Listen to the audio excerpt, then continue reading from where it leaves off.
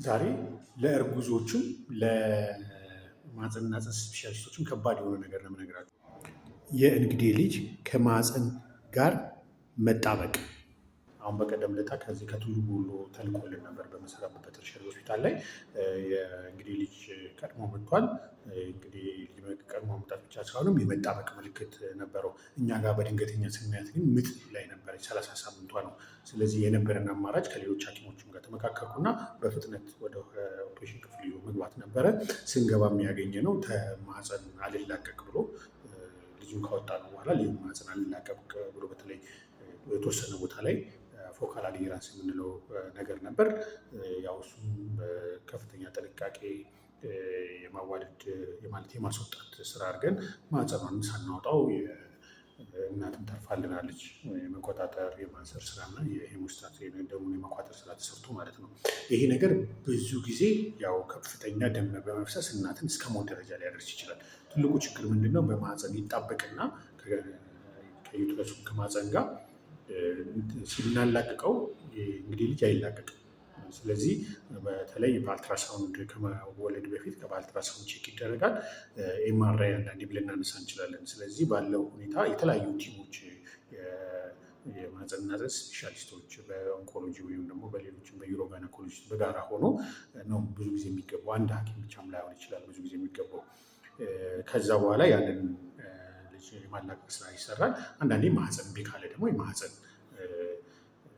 ከታወቀ በማህፀን እንዳለ የማውጣትም ስራ ሊሰራ የሚችልበት ሁኔታ ይኖራል። እነዚህ ሰዎች ምን አይነት ሰዎች ሊሆኑ እንደሚችሉ ደግሞ ልንገራቸው። የመጀመሪያው እንግዲህ ተደጋጋሚ ማስወር ጠባሳ ካለ፣ አሁን ስካር ሲበዛ ማህፀን ጠባሳ በሚበዛበት ጊዜ 2 ጠባሳ 3 4 ሲሆን የእንግዴ ልጅ በዛ በጠባሳው ላይ የመበቀልና ከዛ የመጣበቅ ነገር ይኖረዋል። ስለዚህ አደጋ እየጨመረ የመምጣት ነገር አለ።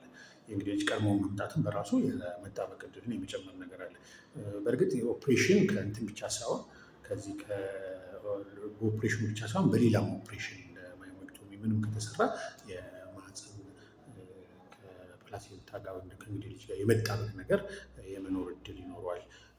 ምንድን ነው የሚደረገው? እንዳልኳቸው ድንገተኛ ከሆነ በጣም ከባድ ነው። ያው በድንገተኛ የማህፀን መውጣት፣ በድንገተኛም ደግሞ ምናልባት እድለኛ ከተሆነም ደግሞ ማህፀን ሳያወጣ አንዳንድ ሕክምናዎች አድርጎ የሄሞስታት ቼክ ማድረግ ያስፈልግ የሚችልበት ይኖራል። ግን በአብዛኛው ማህፀን ሊወጣ የሚችልበት ሁኔታ ይኖራል።